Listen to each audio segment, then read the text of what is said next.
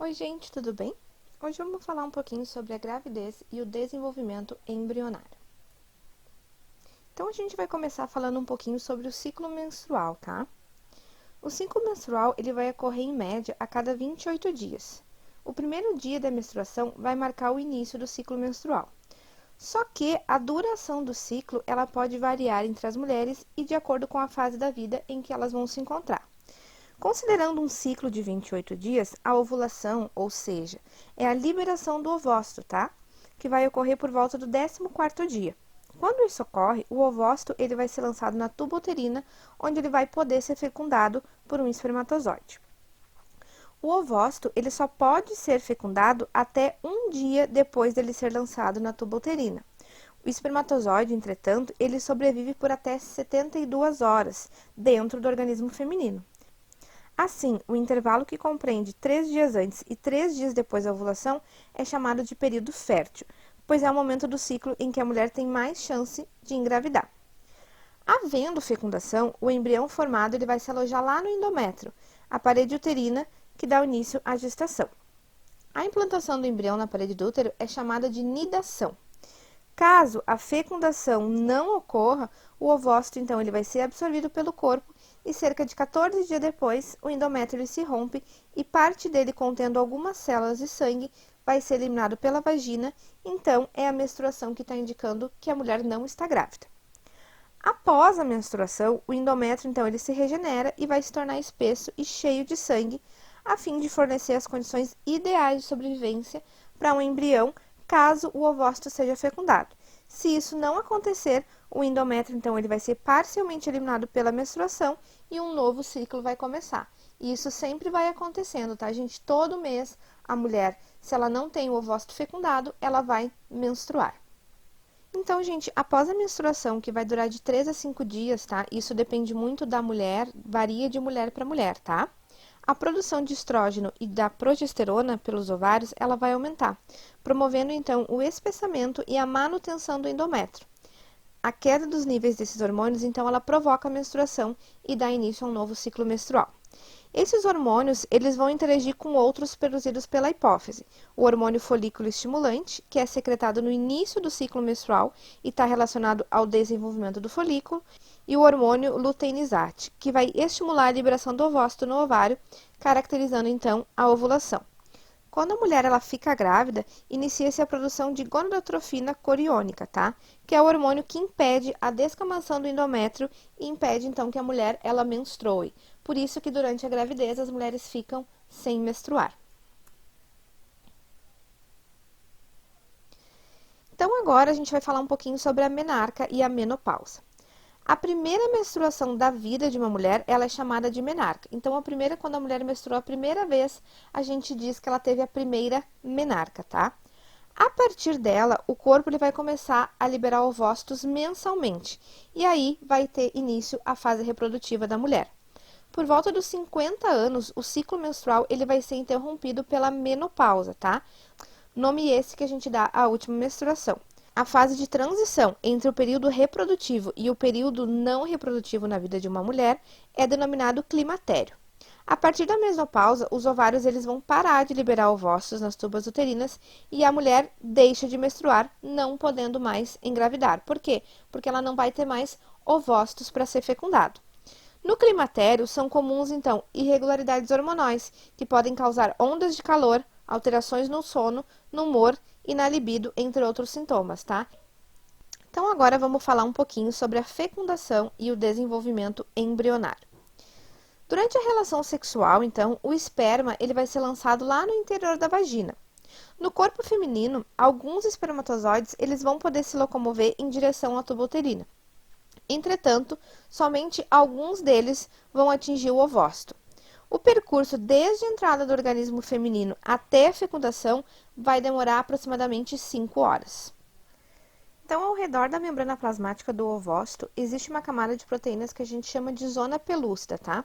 Para ocorrer a fecundação, os espermatozoides eles vão produzir enzimas que vão degradar essas proteínas. Porém, logo que o primeiro espermatozoide ele atravessar a membrana plasmática e entrar no ovócito, vão ser produzidas substâncias que vão impedir a entrada de outros espermatozoides, tá? Então, logo que esse espermatozoide ele atravessar essa membrana plasmática, tá? Ele conseguir romper essa zona pelúcida e entrar dentro do ovócito, vão ser produzidas substâncias que não vão deixar que outros espermatozoides entrem nesse ovócito, tá? A fusão do núcleo do ovócito com o núcleo do espermatozoide dá origem ao zigoto ou célula-ovo. Depois de formado, o zigoto, então, ele vai ser levado até o útero por meio de contrações musculares e pelo movimento dos cílios das células da parte interna e da tuba uterina. Ao longo desse percurso, que vai durar de 3 a 4 dias, o zigoto ele vai se dividir em várias vezes e quando ele chega ao útero, a gente espera que ele já seja um embrião com 32 a 64 células. Quando ele chega ao útero, o embrião ele vai ter um aspecto de uma esfera maciça de células, que a gente chama de mórula. No útero, a mórula, então, ela vai se transformar em uma esfera com uma cavidade interior cheia de líquido. Nessa fase, o embrião ele vai ser chamado de blastocisto, tá? No final da primeira semana, vai ocorrer a nidação, que é a implantação do embrião na parede do útero. Durante a gravidez, o embrião ele se desenvolve no interior de uma bolsa cheia de líquido, que a gente chama de âmino, que vai proteger o embrião contra os impactos. Então, nas primeiras semanas vai se formar também a placenta, e é por meio dela que o embrião ele vai receber alimentos e o gás oxigênio do sangue materno e vai eliminar o gás carbônico e as excretas. A placenta, ela também produz HCG, que mantém a integridade da estrutura uterina da mulher. Ao longo do desenvolvimento, as células do embrião, elas vão se diferenciar. Por volta da 5ª semana após a fecundação, então vai começar a se formar as principais estruturas do sistema nervoso, digestório e circulatório. E o coração do embrião, ele vai começar a bater. No fim da 8ª semana, o embrião passa a ser chamado de feto. Neste momento, tá, os principais órgãos desse feto, eles já vão estar formados. Em média, então, a gravidez ela dura cerca de 38 semanas após a fecundação do ovócito ou 40 semanas após o primeiro dia da última menstruação. No momento do parto, então, gente, a musculatura do útero ela começa a contrair-se e o âmino ele vai se romper e o bebê ele vai ser empurrado para fora do corpo da mãe através da vagina. Em algumas situações, o parto ele vai ser realizado por meio de uma cirurgia, que é conhecida como cesariana, que vai consistir em fazer um corte no abdômen da mãe, pelo qual o bebê vai ser retirado. Após o nascimento, a placenta então ela vai ser eliminada e o cordão umbilical ele pode ser cortado, porque o sistema respiratório do bebê ele já está formado. Em alguns casos, o bebê ele vai nascer antes das 38 semanas, ou seja, ele nasce prematuro, e ele vai precisar ser mantido em uma incubadora artificial até que ele complete o seu desenvolvimento. O acompanhamento durante toda a gestação é chamado de pré-natal. Então, além da gestante ela ter que se consultar periodicamente, ela vai precisar tomar alguns cuidados. Ter uma alimentação adequada, praticar atividade física leve, não fumar, não consumir bebida alcoólica e nem ingerir medicamentos sem a orientação médica. Esses cuidados, eles vão ser muito importantes para que o feto ele consiga se desenvolver com saúde e a mulher tenha uma adequada condição nutricional e física, tá? O médico ele deve ser procurado imediatamente se houver qualquer perda de sangue ou secreção pela vagina, dores fortes, febre, inchaço excessivo ou outras anormalidades, tá? Vocês com certeza já ouviram as pessoas dizer: gravidez não é doença. Realmente, a gravidez ela não é uma doença, tá? Mas ela realmente ela precisa de sérios cuidados. Então, principalmente ter uma alimentação bem boa, rica em vitaminas, em comida de verdade, tá? Por quê? Porque tudo que a gente comer, tudo que a gente tomar de líquido, de remédio, o nosso bebê, ele vai estar ingerindo também, tá? Então, por isso que as mulheres, geralmente, quando elas engravidam, elas passam a se cuidar mais, porque tudo que elas ingerirem vai ser passado para o bebê. As estruturas que são formadas a partir dos tecidos embrionários, mas que não fazem parte do corpo do embrião, tá? Que não pertencem ao feto, a gente chama de anexos embrionários. Esses anexos, eles vão ter a função de suprir as necessidades do embrião durante o seu desenvolvimento lá dentro do útero. E a gente tem alguns exemplos de anexos embrionários. O primeiro deles é o âmino, tá? Que é a membrana que forma a bolsa amniótica ou bolsa de água, que vai ser preenchida pelo líquido amniótico e vai proteger o embrião de choques mecânicos e infecções. Depois a gente tem o alantoide, que é uma bolsa que vai ficar ligada ao intestino do embrião, cuja função vai ser armazenar as excretas produzidas durante o desenvolvimento embrionário.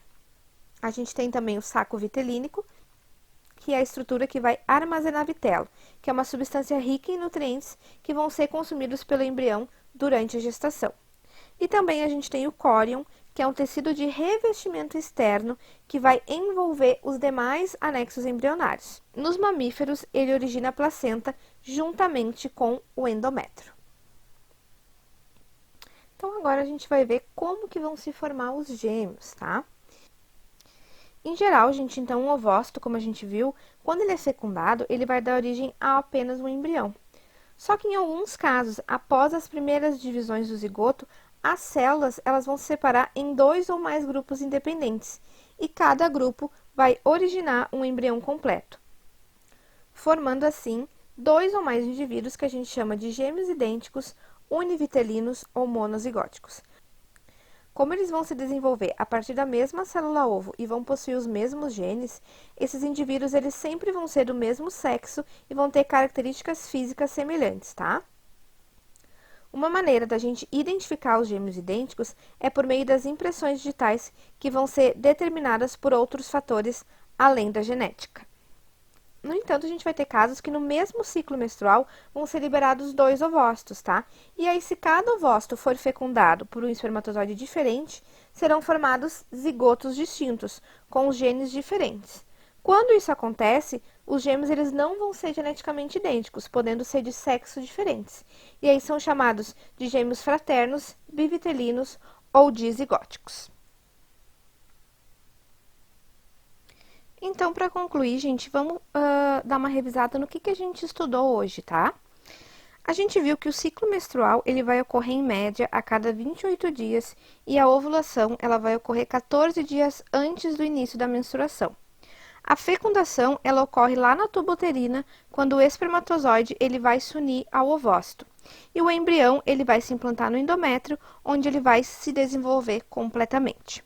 Os anexos embrionários, eles vão ter a função de suprir as necessidades do feto durante todo o período gestacional. E a gravidez, ela precisa de um acompanhamento médico para garantir a saúde do feto e da mãe. Então, pessoal, encerramos por aqui. Eu espero que vocês tenham entendido, espero que vocês tenham gostado. Beijinhos e fiquem com Deus.